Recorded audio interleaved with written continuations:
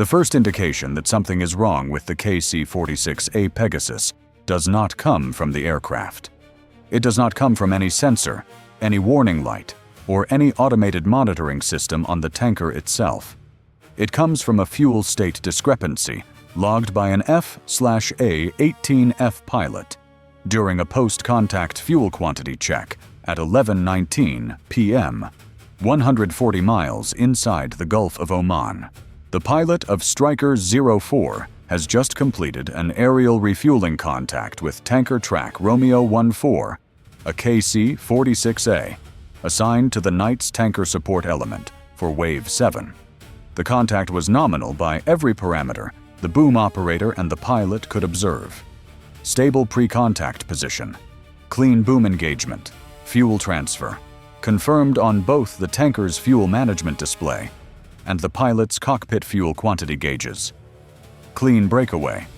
The contact record logged by the KC-46A's central fuel management system confirms a transfer of 5,400 pounds of JP8 to Bureau number 166791 at 11:17 p.m.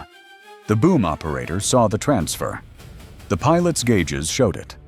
The system logged it. At 11:19 p.m., the pilot performs his post-contact fuel state verification, a cross-check between his fuel quantity gauges and his aircraft's total fuel loaded calculation, which starts from the known takeoff fuel state and adds all transferred fuel while subtracting fuel burned according to the engine data recorder. The cross-check produces a 940-pound discrepancy. His gauges show more fuel than his total fuel loaded calculation says he should have. Not less. More. The 940-pound overage on the positive side, the fuel quantity gauges showing higher than the calculated state, is not the normal presentation of a fuel transfer shortage. A shortage would show as the gauges reading less than expected. What Striker 04 is showing is gauges that read correctly for a full 5,400-pound transfer, and a calculated state that implies he received 4,460 pounds. The discrepancy is consistent with one explanation.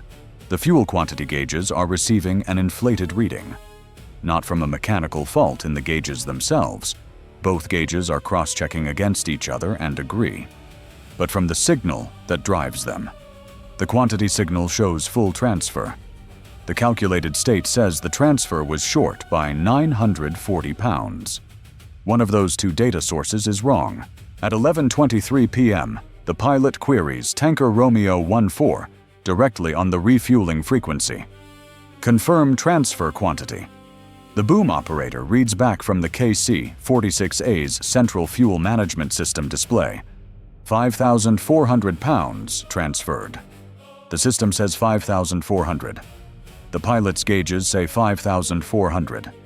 The pilot's calculated state says 4,460. He logs the discrepancy with a post-contact notation and continues his mission, carrying 940 fewer pounds of fuel than his cockpit displays indicate, and then the tanker's system confirms he received. He does not call bingo early because his gauges are wrong in the direction that makes an emergency less likely to present itself in time to prevent it. He calls bingo at the planned point because his gauges say he has the fuel to reach that point. The discrepancy between what his gauges show and what his calculated state says will not close. It will persist for the remainder of the flight, giving him a 940-pound buffer of false confidence in a fuel state that is actually 940 pounds thinner than he believes. He makes it back. He lands with 1,680 pounds of fuel, a figure that, adjusted for the discrepancy, represents 740 pounds of actual remaining fuel above the aircraft's hydraulic unporting limit. Not an emergency. Not a bingo state. A margin that is uncomfortable to reconstruct in post-mission analysis, but that held within operational bounds on the night. He logs the discrepancy. He marks it for review. He goes to debrief. The debrief review of the discrepancy at 1 a.m. produces its first operational significance when the Air Wing's fuel officer cross-checks the log discrepancy against the night's other post-contact fuel state records. Stryker 04 is not the only aircraft with a discrepancy.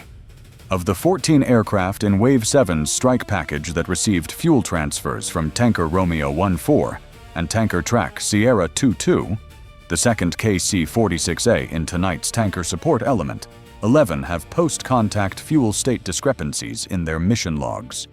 The discrepancies range from 730 to 1,190 pounds. All are in the same direction. The aircraft's fuel quantity gauges and the tanker's central fuel management system agree on the transfer quantity, and both are higher than the calculated state based on actual fuel burned. The gauges and the tanker system are showing transfers that did not fully occur. 11 aircraft in Wave 7 received between 730 and 1,190 pounds less fuel than their cockpits told them they received. The Air Wing commander is called at 1:15 a.m. He reads the fuel state data for 11 aircraft. He looks at the landing fuel states for those 11 aircraft, all landed within the previous 90 minutes, all fuel states above the hydraulic unporting limit, none in declared emergencies. He then looks at the actual margins. Adjusted for the discrepancies, 3 of the 11 aircraft landed with actual fuel states between 680 and 920 pounds above the hydraulic unporting limit, at a fuel consumption rate of approximately 900 pounds per minute in normal cruise. Those 3 aircraft had 45 to 61 seconds of flight time above the emergency threshold when they crossed the ship's deck. Not over Iran. Not in a threat environment. On final approach to the carrier, in daylight conditions, with the deck clear and the approach geometry clean. The margin was held by luck of timing and approach geometry, not by the fuel states the pilots believed they had. At 1:30 a.m., the Air Wing commander has the 2 KC-46A aircraft on the ground at their support base in the UAE, placed under maintenance hold. No further missions until the fuel management systems are reviewed. He reports the situation to the 5th Fleet's operations cell with a single line. Possible systematic fuel quantity reporting error in KC-46 ACFMS. 11 aircraft affected Wave 7. Investigation required before further tanker operations. The 5th Fleet's duty officer escalates to the operations officer. The operations officer calls the CAOC. The CAOC calls its Maintenance and Logistics Support Cell, which maintains oversight of contractor-supported aircraft, including the KC-46As, operating in theater under a contractor-operated, government-owned arrangement through the 92nd Air Refueling Wing's deployed element. At 3 a.m., a maintenance technician at the UAE support base powers up the Central Fuel Management System diagnostic interface on the first KC-46A and begins pulling the system's event logs. The logs record every fuel transfer event, every system state, every sensor reading, and every software processing event during each refueling contact. The technician is looking for sensor anomalies, calibration drift, or processing errors that could explain why the system is confirming transfers that are 730 to 1,190 pounds, larger than the actual fuel volume dispensed. He begins with the hydraulic flow meter data, the primary measurement source for actual fuel transferred. The flow meter data is clean. The meters are reading correctly. The fuel that the meters measured flowing through the boom was less fuel than the Central Fuel Management System reported to the pilot and logged in the contact record. The discrepancy is not in the sensors. It is in the processing.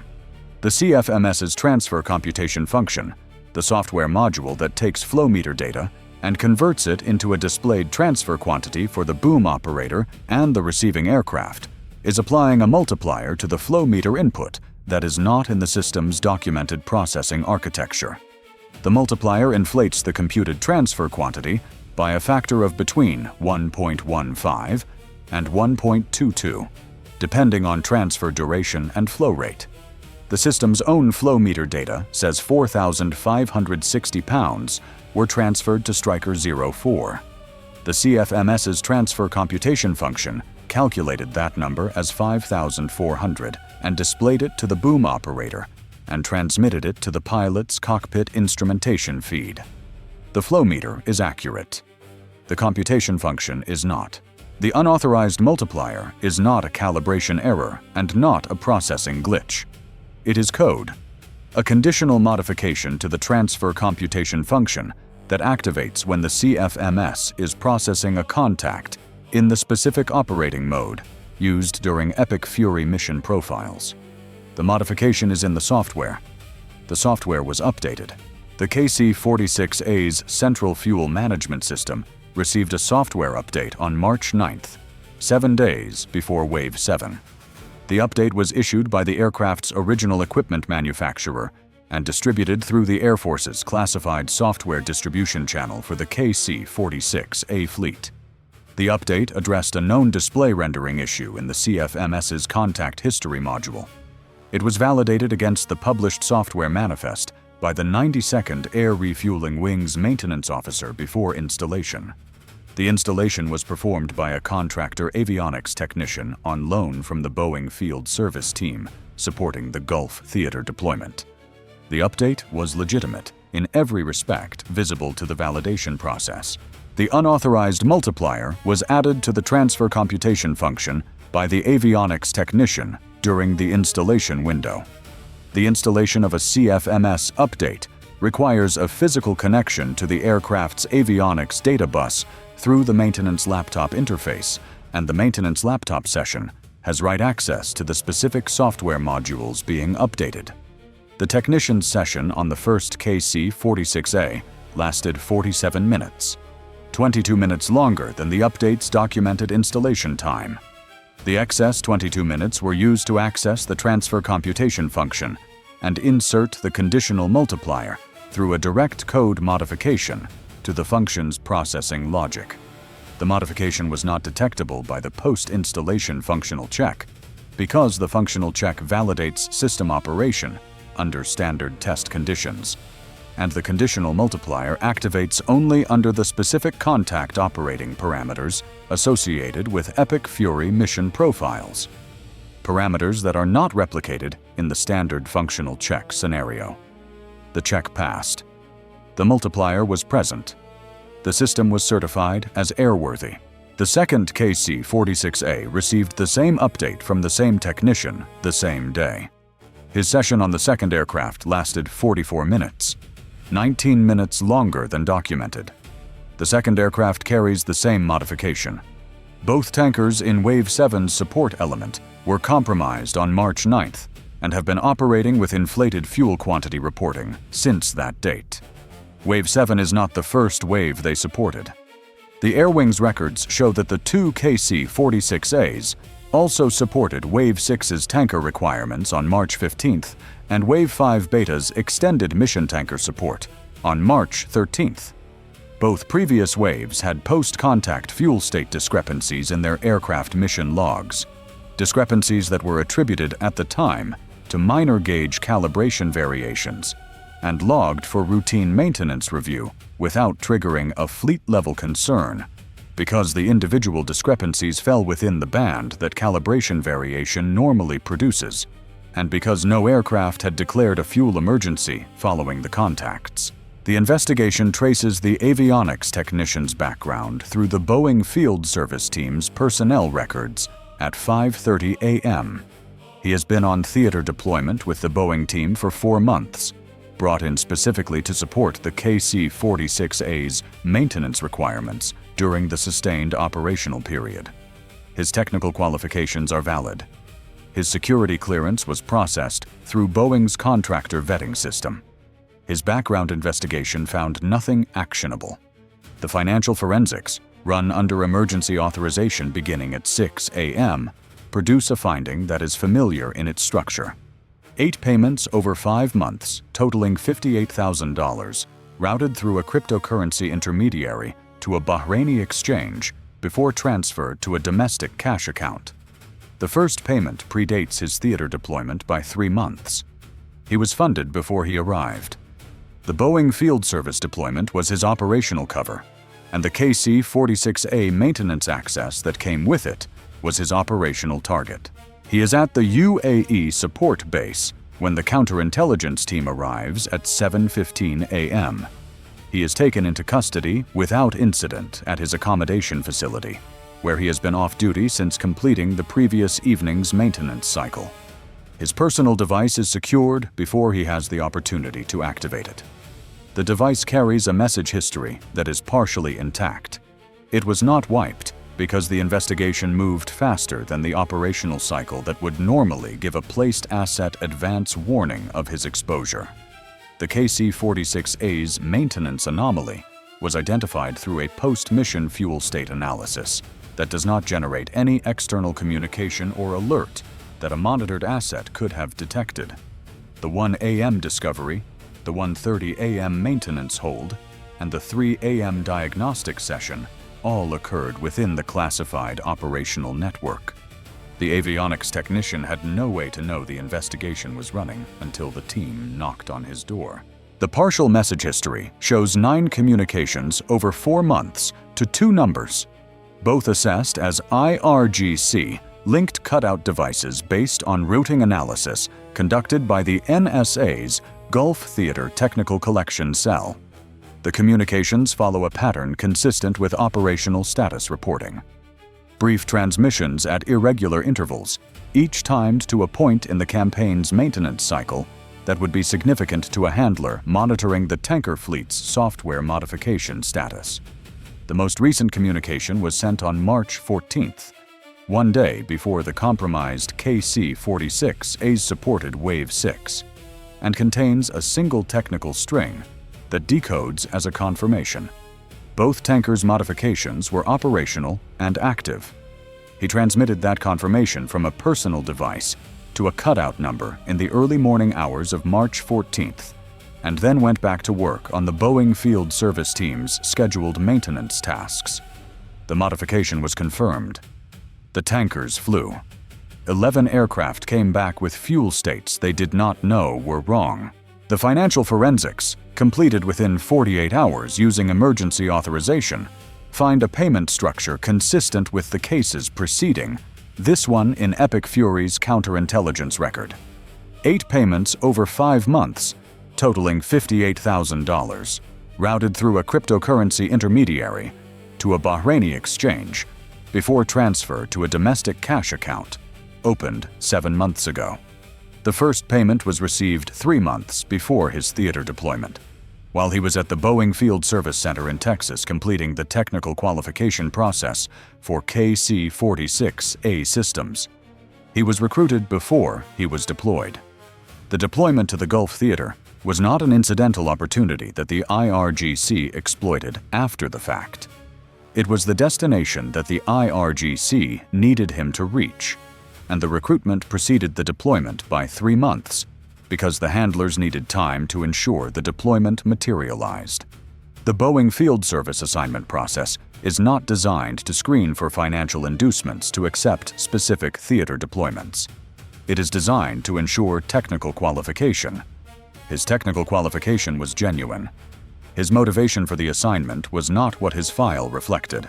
The post-installation functional check procedure for the KC-46A's central fuel management system is revised within 72 hours of the investigation's findings to include a contact simulation under Epic Fury operating mode parameters, the specific conditions that the unauthorized multiplier required to activate.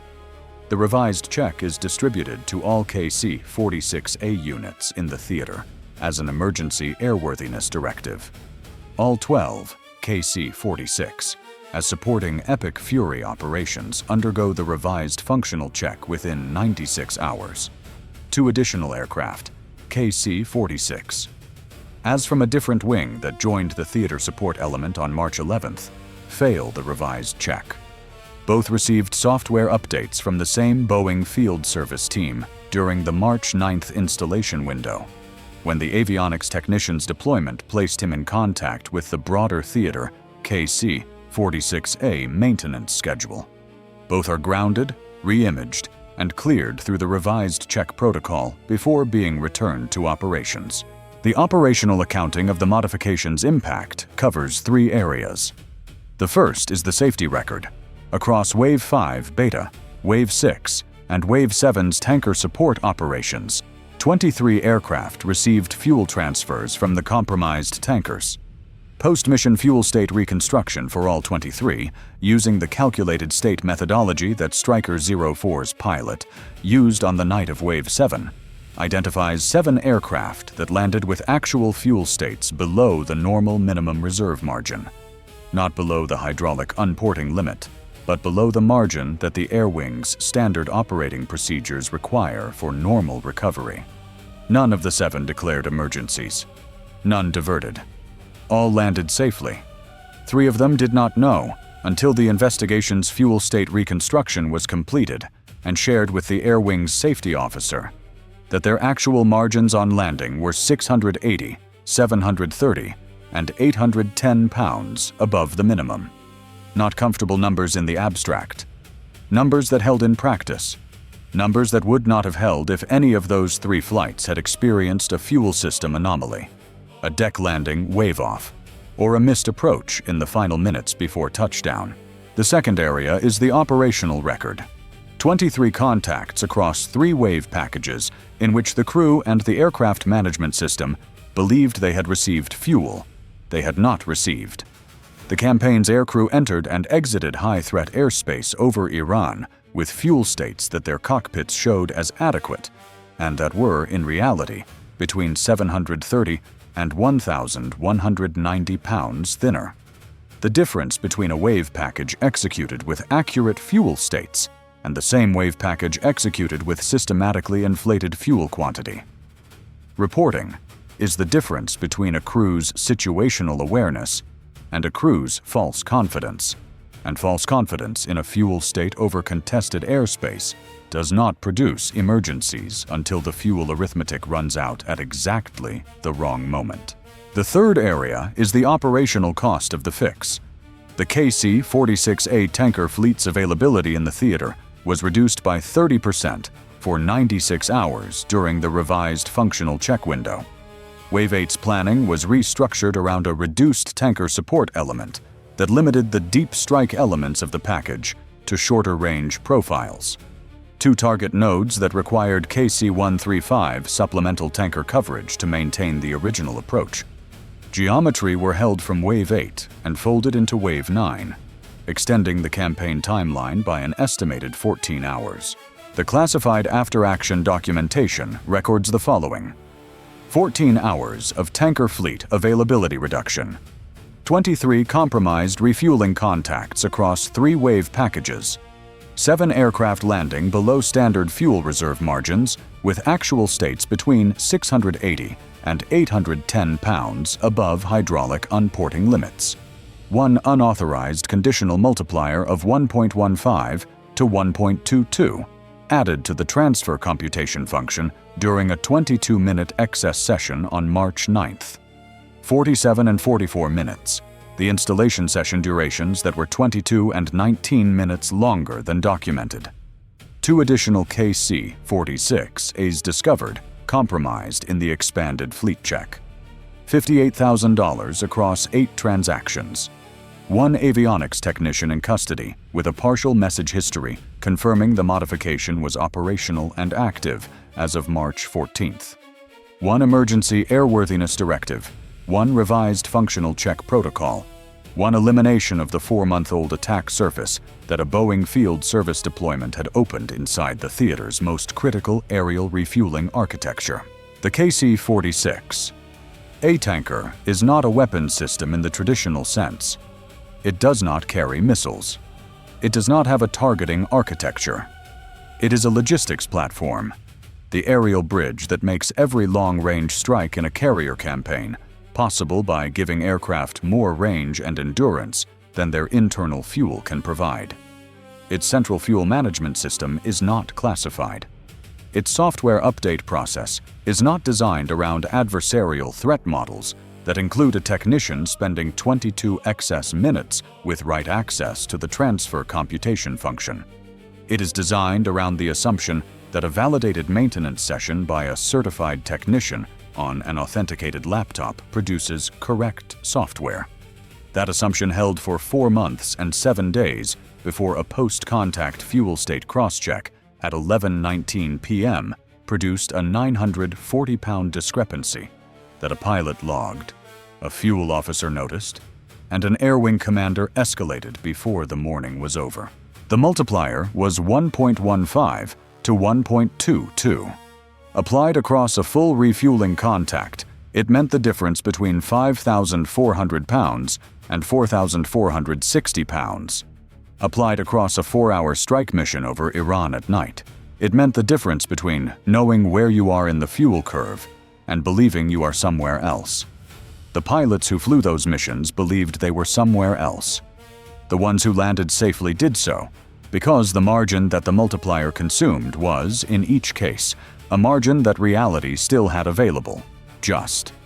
The investigation's fuel state reconstructions show how far each of those just cases extended, and none of the numbers are comfortable in retrospect. They held.